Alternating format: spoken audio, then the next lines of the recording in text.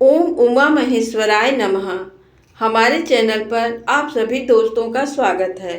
दोस्तों, आज हम एक बहुत अद्भुत कहानी लेकर आए हैं, नर और नारायण की, असुर दंभोद्भव की कहानी।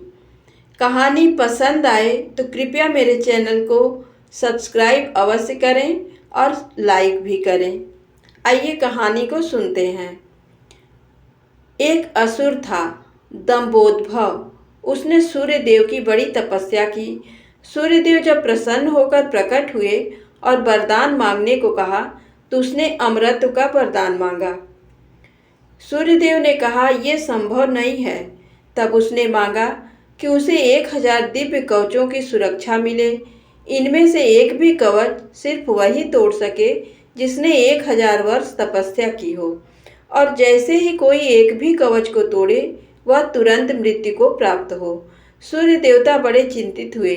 वे इतना तो समझ ही पा रहे थे कि ये असुर इस वरदान का दुरुपयोग करेगा, किंतु उसकी तपस्या के आगे वे मजबूर थे। उन्हें उसे ये वरदान देना ही पड़ा। इन कवचों से सुरक्षित होने के बाद वही हुआ जिसका सूर्य देव को डर था। दंभोद्भव अपने सहस्त्र कवचों की शक्ति से अपने आप को अमर मानकर मन चाहे अत्याचार करने लगा। वह सहस्र कवच नाम से जाना जाने लगा। उधर सती जी के पिता दक्ष प्रजापति ने अपनी पुत्री मूर्ति का विवाह ब्रह्मा जी के मानस पुत्र धर्म से किया। मूर्ति ने सहस्र कवच के बारे में सुना हुआ था और उन्होंने श्री विष्णु से प्रार्थना की कि इसे खत्म करने के लिए वे आए। विष्णु जी ने उसे आश्वासन दिया कि वे ऐसा करेंगे। समय क्रम में मूर्ति ने 2 जुड़वा पुत्रों को जन्म दिया, जिनके नाम हुए नर और नारायण। दोनों 2 शरीरों में होते हुए भी एक थे। 2 शरीरों में एक आत्मा। विष्णु जी ने एक साथ 2 शरीरों में नर और नारायण के रूप में अवतार लिया था। दोनों भाई बड़े हुए। एक बार दंभोद्भव इस वन पर चढ़ आया। तब उसने एक तेजस्वी मनुष्य को अपनी ओर आते देखा और भय का अनुभव किया। उस व्यक्ति ने कहा कि मैं नर हूँ और तुमसे युद्ध करने आया हूँ। भय होते भी दंभोद्भव ने हंसकर कहा, तुम मेरे बारे में जानते ही क्या हो? मेरा कवच सिर्फ वही तोड़ सकता है जिसने 1000 वर्षों तक तप किया हो। नर ने हंसकर कहा कि मैं और मेरा भाई नारायण एक ही हैं। वह मेरे बदले तप कर रहे हैं और मैं उनके बदले युद्ध कर रहा हूँ।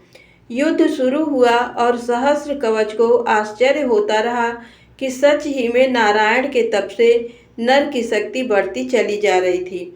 जैसे ही 1000 वर्ष का समय पूर्ण हुआ, नर ने सहस्र कवच का एक कवच तोड़ दिया, लेकिन सूर्य के वरदान के अनुसार जैसे ही कवच टूटा, नर मृत होकर गिर पड़े। सहस्र कवच ने सोचा कि चलो एक कवच गया ही सही, किंतु ये तो मर गया। तभी उसने देखा कि नर उसकी ओर दौड़े आ रहे हैं और वह चकित हो गया। अभी ही तो उसके सामने नर की मृत्यु हुई थी और अभी ही यही जीवित हो मेरी ओर कैसे दौड़ा आ रहा है। लेकिन फिर उसने देखा कि नर तो मृत पड़े हुए थे। ये तो हूबहू नर जैसे प्रतीत होते उनके भाई नारायण थे, जो दंभोद्भव की तरफ नहीं बल्कि अपने भाई नर की तरफ दौड़ रहे थे। दंभोद्भव ने अट्टहास करते हुए नारायण से कहा कि तुम्हें अपने भाई को समझाना चाहिए था, इसने अपने प्राण व्यर्थ ही गंवा दिए। नारायण शांतिपूर्वक मुस्कुराए। उन्होंने नर के पास बैठकर कोई मंत्र पढ़ा और चमत्कारिक रूप से नर उठ बैठे। तब दंभोद्भव की समझ में आया कि 1000 वर्ष तक शिव जी की तपस्या करने से नारायण को मृत्युंजय मंत्र की सिद्धि हुई है, जिससे वे अपने भाई को पुनर्जीवित कर सकते हैं। अब इस बार नारायण ने दंभोद्भव को ललकारा और नर तपस्या में बैठे। 1000 साल के युद्ध और तपस्या के बाद फिर एक कवच टूटा और नारायण की मृत्यु हो गई। फिर नर ने आकर नारायण को पुनर्जीवित कर दिया और ये चक्र फिर चलता रहा। इस तरह 999 बार युद्ध हुआ। एक भाई युद्ध करता, दूसरा तपस्या, हर बार पहले की मृत्यु पर दूसरा उसे पुनर्जीवित कर देता। जब 999 कवच टूट गए तो सहस्र कवच समझ गया कि अब मेरी मृत्यु हो जाएगी। तब वह युद्ध त्याग कर सूर्यलोक भागकर सूर्यदेव के शरणागत हुआ। नर और नारायण उसका पीछा करते वहां आए और सूर्यदेव से उसे सौंपने को कहा, किंतु अपने भक्त को सौंपने पर सूर्यदेव राजी न हुए। तब नारायण ने अपने कमंडल से जल लेकर सूर्यदेव को श्राप दिया कि आप इस असुर को उसके कर्म फल से बचाने का प्रयास कर रहे हैं, जिसके लिए आप भी इसके पापों के भागीदार हुए और आप भी इसके साथ जन्म लेंगे इसका कर्म फल भोगने के लिए। इसके साथ ही त्रेता युग समाप्त हुआ और द्वापर का प्रारंभ हुआ। समय बाद कुंती जी ने अपने वरदान को जांचते हुए सूर्यदेव का आवाहन किया और कर्ण का जन्म हुआ। लेकिन ये आम तौर पर ज्ञात नहीं है कि कर्ण सिर्फ सूर्यपुत्र ही नहीं है, बल्कि उसके भीतर सूर्य और दंभोद्भव दोनों हैं।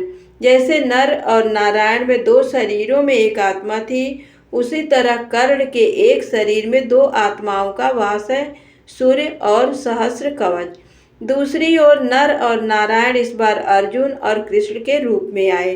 कर्ण के भीतर जो सूर्य का अंश है वही उसे तेजस्वी वीर बनाता है, जबकि उसके भीतर दंभोद्भव भी होने से उसके कर्म फल उसे अनेकानेक अन्याय और अपमान मिलते हैं।